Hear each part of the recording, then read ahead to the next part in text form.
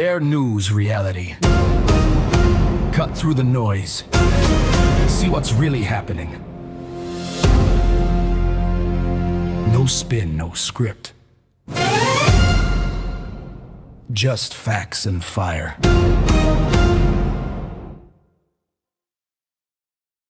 This is Bear News Reality for January 25th, 2026. We are rebuilding this national story carefully and precisely because language matters and facts matter, especially when public trust is already strained. We begin with the central question that must be asked. Why is this happening in Minnesota? The answer lies in the intersection of aggressive federal immigration enforcement, political pressure on a sanctuary state, and a pattern of escalation that has now resulted in two separate fatal outcomes during federal operations. Over the past several weeks, the Twin Cities have been the focus of an expanded federal immigration enforcement effort. After the first incident involving Renee Good during a federal operation, protests spread across Minneapolis and St. Paul. Those demonstrations were intense at the start, but as days passed, something important happened. The protests slowed down. They did not disappear, but they de-escalated. Organizers emphasized calm, vigils replaced rallies, people continued to show up in extreme winter conditions, but confrontations with federal agents decreased. By multiple accounts, tensions in the Twin Cities had cooled compared to the immediate aftermath of the first incident. That context matters, because on Saturday, January 24th, 2026, during another federal enforcement operation in Minneapolis, a second U.S. citizen died after being shot by federal agents. This second incident did not occur during a riot. It did not occur amid widespread disorder. It happened in a city where protest activity had already been backing down. Multiple videos from the scene are now circulating publicly, and this is where precision is essential. Federal officials initially stated that the individual was armed and that the use of force was based on agent perception. However, a subsequent video analysis provides important additional context. According to a detailed breakdown of the footage reported by CNN, the video appears to show a federal agent removing a firearm from the individual's waistband during a struggle on the ground. The analysis indicates that the weapon was taken from him before the shots were fired. In the publicly available video, there is no clear moment where the individual draws, raises, or points a firearm. There is no visible act showing a gun being aimed at anyone. The footage shows him holding a cell phone as agents move in. During the takedown, an agent appears to secure and remove the weapon. The shots occur after that removal. That distinction is critical. It means the justification for the use of lethal force is not supported by a clearly visible immediate threat in the footage itself. The presence of a firearm existed, but the video suggests the weapon was no longer in the individual's control at the time shots were fired. What the footage does show is a tense scene, federal agents moving through a crowd, people filming. At one point, a woman is physically shoved by agents. That moment is important because it precedes the escalation. After that shove, the man steps forward. He does not raise a weapon, he does not point a gun, he is taken to the ground, the weapon is removed. Shots are fired. This marks the second fatal outcome tied to federal immigration enforcement operations in Minneapolis within weeks. Two citizens, same city, same enforcement posture. At that point, the burden shifts. The burden is no longer on the public to simply trust.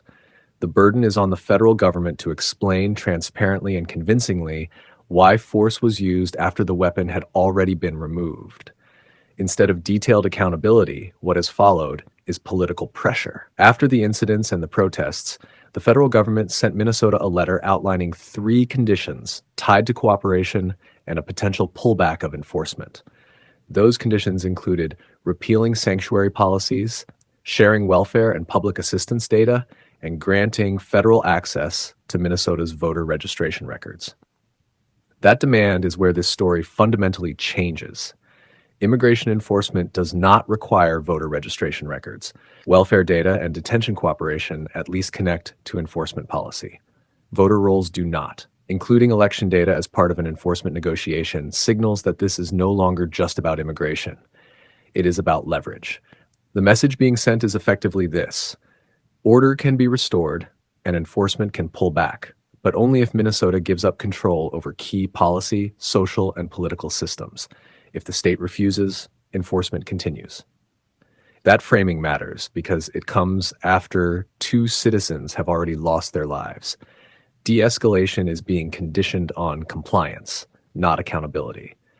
At the same time, reports from the ground have raised additional concerns. ICE agents have been observed photographing people who are filming enforcement actions, documenting license plates, and collecting identifying information. In at least one recorded interaction, a federal agent told a civilian that their information was being entered into a database and referenced domestic terrorism. That statement came from an agent on duty, in uniform, acting under federal authority. Whether or not the database carries that exact title internally, the implication is unmistakable. Filming federal agents is being treated as behavior that triggers surveillance. Filming law enforcement in public is legal. Documenting government action is protected. The collection of faces, vehicles, and identities of people who are simply observing raises serious civil liberties concerns, especially in the context of heightened enforcement and fatal outcomes. This behavior fits a broader pattern. Force is applied, scrutiny follows, surveillance increases. De-escalation is offered only if concessions are made. That is not how accountability works in a democratic system. What makes this moment even more significant is who is pushing back. This is not only civil rights advocates or local officials raising alarms. Major gun rights organizations are also speaking out. Groups that have historically aligned with law and order politics are rejecting the idea that lawful gun possession alone can justify the use of force, especially when video shows the weapon was removed before shots were fired. They are drawing a clear line. Possession is not threat, and a disarmed individual is not an imminent danger. Beyond Minnesota, the response has spread. Other cities across the country have held solidarity demonstrations with the Twin Cities, even in extreme cold. These gatherings are not about chaos. They are about visibility and shared concern over federal enforcement tactics and loss of life. At the same time, parts of New England, including states like Maine and Vermont, have chosen a different approach. There, immigration enforcement activity has increased, but public response has focused on de-escalation. Legal observers, court monitoring, church-based support, and community coordination have replaced street confrontation. The reason is simple: fear of more people losing their lives. And that fear is grounded in reality. Renee Good was not violent. She was not escalating a situation. She was inside her vehicle during a federal operation and still did not survive the encounter. In the second incident, the individual was on the ground, disarmed, and shots were fired. Together, these cases make clear that non-violence alone does not guarantee safety when enforcement escalates. Which brings us back to the central question. Why is this happening in Minnesota? Because Minnesota is a sanctuary state. Because it has resisted federal pressure.